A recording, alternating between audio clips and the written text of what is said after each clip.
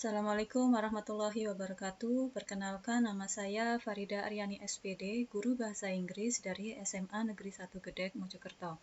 Pada kesempatan kali ini, saya akan melaporkan hasil dari tugas diklat online 32 Samisano, yaitu presentasi spektakuler dengan image. Assalamualaikum warahmatullahi wabarakatuh. How are you, student? I hope all of you right now are in a very good condition. Okay, today Ma'am Ida will give new lesson about past perfect and future perfect tense. So, before we continue to our lesson, I think it is better if you know the objective for our lesson today. So, after learning this lesson, you are able to 1. Identify the past perfect and future perfect. 2. Analyze the social function and text structure of the past perfect and future perfect.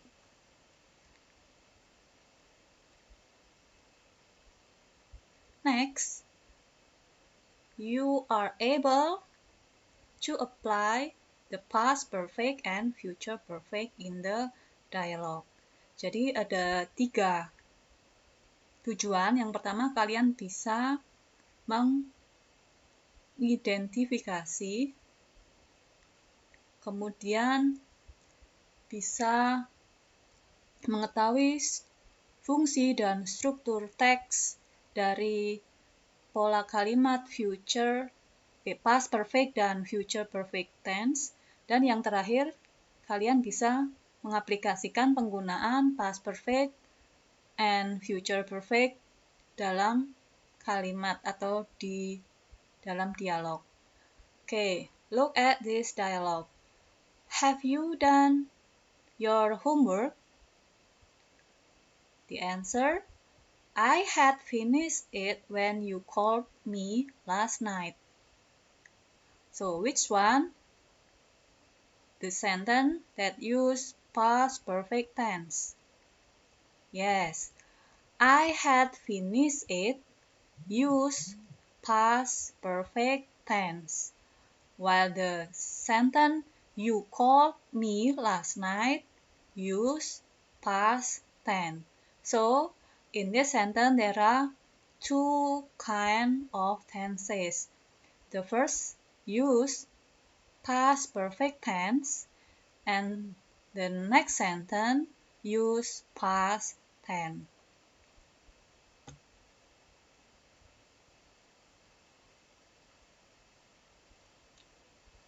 So, the past perfect tense describes a completed activity in the past. It is used to emphasize that an action was completed before another action took place. Jadi, past perfect tense ini digunakan untuk menjelaskan suatu kegiatan yang telah selesai di waktu lampau. Ya, digunakan untuk menekankan atau menjelaskan bahwa sebuah kegiatan tersebut telah selesai sebelum terjadinya kegiatan yang lain atau berlangsung kegiatan yang lain. Jadi dalam hal ini ada 2 aktivitas, yaitu aktivitas yang pertama, yang dilakukan pertama, kemudian ada lagi aktivitas yang kedua. Ya, aktivitas yang pertama harus sudah selesai sebelum terjadinya aktivitas yang kedua. Contohnya di sini, John had baked a cake before you arrived. John telah selesai memanggang roti sebelum kamu datang. Jadi di sini John telah selesai melakukan aktivitas memanggang kue sebelum kamu datang di waktu lampau. And then next, we also learn about future perfect tense. In here, I have the example, when will we have finished our project? When we will have finished our project. We will have finished it by the end of this week. Will have finished. Ini menggunakan bentuk future perfect tense. Akan telah selesai. By the end of this week. Pada akhir minggu ini.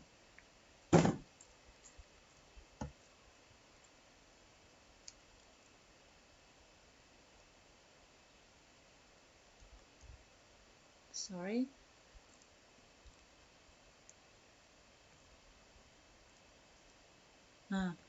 So when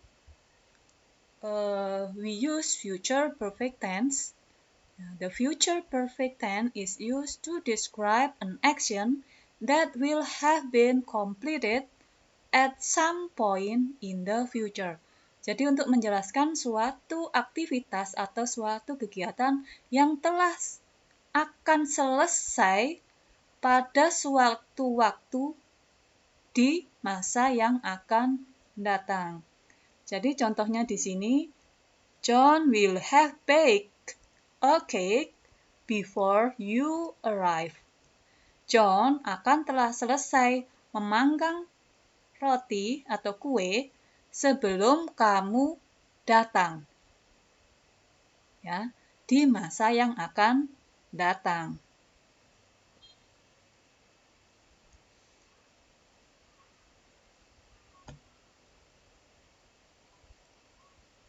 Nah, untuk lebih jelasnya nanti kalian bisa menyaksikan video yang sudah ada di sini penjelasan tentang past perfect tense.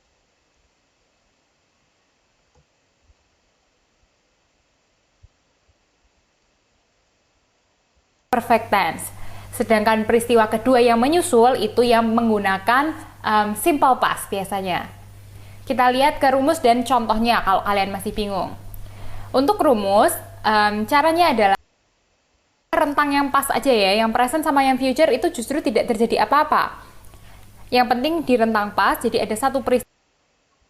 Nah, selanjutnya kalian juga nanti akan bisa mempelajari lebih lanjut tentang materi future perfect tense di video berikut.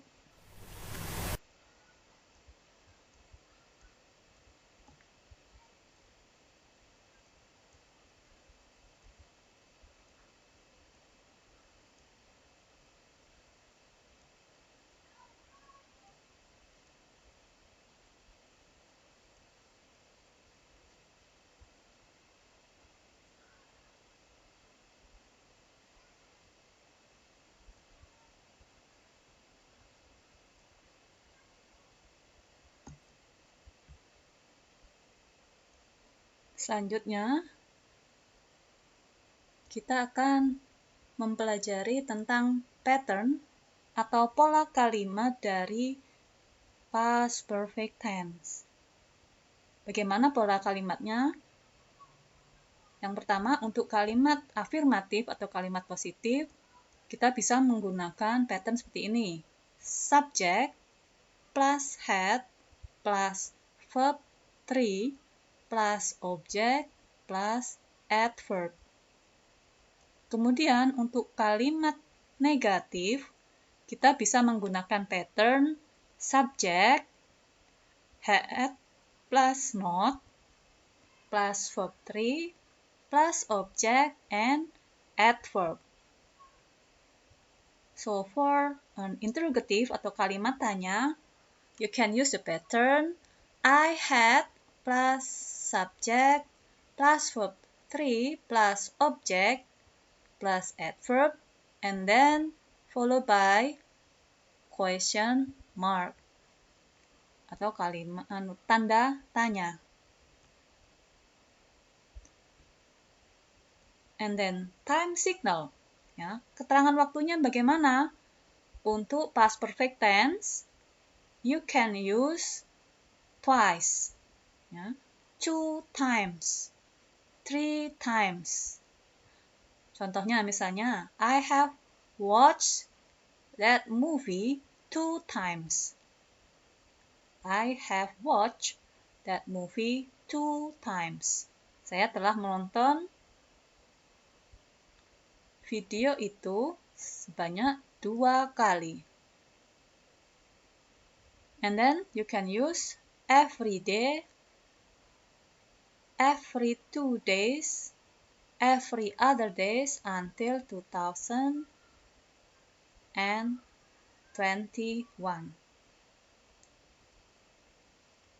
And then you can also use after, when, by the end of, as soon as, and until.